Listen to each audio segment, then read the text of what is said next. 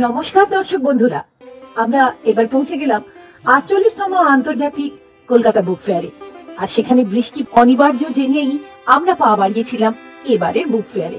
অনিবার্য বৃষ্টিতে ভিজে কি হাল হলো আমাদের, সেটা দেখতে আমাদের সঙ্গে থাকতেই হবে আপনাদের। The radix in association with red wine entertainment এবং তৃতীয় পক্ষ ওয়েব পোর্টালের তরফ থেকে আপনাদেরকে জানাচ্ছি অনেক শুভেচ্ছা।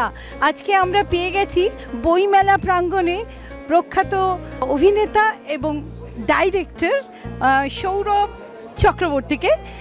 তার সঙ্গে এবার আমরা দেখেছি যে উনি ওনার বই লিখেছেন এবং সেটা নিয়ে উনি এখানে আছেন।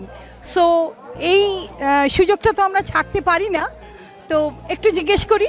বলুন, আমরা সত্যি এক্সাইটেড এইবারের যে বই, হ্যাঁ এই বইগুলো নিয়ে। এটা তো পুরনো, এটা নতুন, দুটো বই কিসের ওপর বেস করে এটাকে লিখেছেন, এর ধারণাটা বা এর যে ইন্সপিরেশনটা কোথা থেকে এসেছিল? লেখালেখিটা ছোটোবেলা থেকে, মানে আমার বাড়িতে যে পরিবেশে আমি বড় হয়েছি সেখানে বই পড়া এবং সেটা নিয়ে আলোচনা করা বা চর্চা করা, বইমেলায় আসা নিয়মিত বা কলেজ স্ট্রিট চত্বরে ঘোরাফেরা করা, এটা ছিল। এবং কবিতাটা আমি ছোটোবেলা থেকেই লিখি, মানে নিজের জন্য লেখা। সেটা অবশ্যই যে ভবিষ্যতে যে বই আকারে বেরোবে বা সেগুলো কবিতা আদৌ কি না সেটা নিয়ে প্রশ্নচিহ্ন আমার মধ্যেও ছিল, সবার মধ্যে যেমন থাকে। তবে পরবর্তীকালে কলেজ লাইফের পর আমার প্রথম কবিতার বই বেরোয় যখন আমি 6-এ পড়ি। তারপরের কবিতার বই 8-এ, তারপরে বোধ হয় 10-এ বা 11-এ, সেটা আমার এক্স্যাক্ট মনে নেই। তারপরে একটা লম্বা সময় গ্যাপ পড়ে, তখন কলেজ, থিয়েটার, অভিনয়, পরিচালনা। তবে লেখার অভ্যেসটা কখনো বন্ধ হয়নি, কারণ ওটা একদম নিজস্ব একটা বিষয়, তো ওই সময়টা নিজের সময় আর কি। তো বহু বছর পর শালিধান প্রকাশন, পার্থদা হঠাৎ আমার অফিসে এসে উপস্থিত হয় এবং বলে যে তোমার কবিতাগুলো আমি ফেসবুকে শুনি এবং সেগুলো যথেষ্ট ভালো লাগে, তুমি কি বই নিয়ে কি ভাবছো? আমি বলি যে আমাকে একটা সময় লাগবে, কারণ সব কবিতাগুলোকে গুছিয়ে বই আকারে নিয়ে আসা অবধি একটা প্রচুর সময় এবং পরিশ্রম সাধ্য ব্যাপার, বা আমি আদৌ তার জন্য ক্যাপেবল কিনা সেটা আমাকে ভাবতে হবে। পার্থদারাই শালিধান প্রকাশনের সবাই বেশ আমার সঙ্গে এক প্রকার মল্লযুদ্ধ হয়।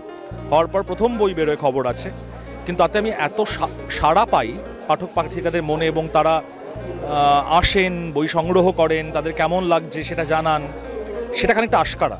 সেই আশকারাতেই পরের বই বৃষ্টি অনিবার্য। বাকিটা তো সময় জানে, আমি কি জানি।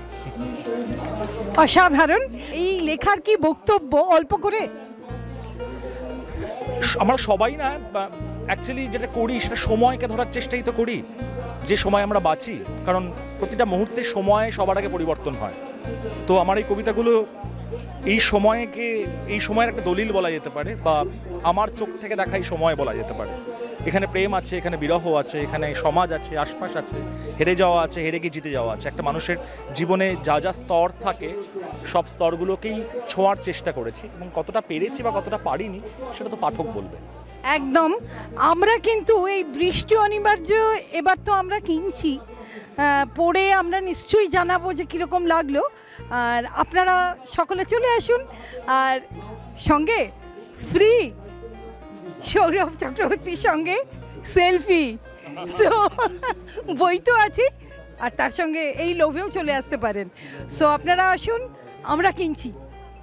এরপরে 2025-এ আমরা নতুন কি পাচ্ছি?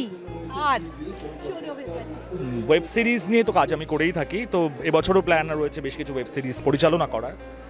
বাকিটা দেখা যাক, আগে বলা মুশকিল হয়ে যাবে। আগে লক ঢোক নিশ্চয়ই জানতে পারবেন সবাই। একদম, আমাদের তরফ থেকে রইল অনেক শুভেচ্ছা ও অভিনন্দন। Thank you so much. আমি তো ছুঁড়েছি ধুলো, একে একে ভুলগুলো সর্তেক হয়েছে। জানালা খুলে দিস, হাওয়া ছিল ভাগ্যিস, বৃষ্টি হয়েছে। এন্টার ডি রাডিক্স পরিবারের তরফ থেকে কবি, অভিনেতা এবং পরিচালক সৌরভ চক্রবর্তীর জন্য রইল অনেক শুভেচ্ছা ও শুভকামনা। আমরা প্রার্থনা করব তার কলম যেন না থামে, আর তার কাছে যেন আরো অনেক ভালো ছবি এবং ওয়েব সিরিজ তার পরিচালনায় উপহার পাই। ধন্যবাদ। জীবনের স্বপ্নে আনন্দের ফেরিওয়ালা।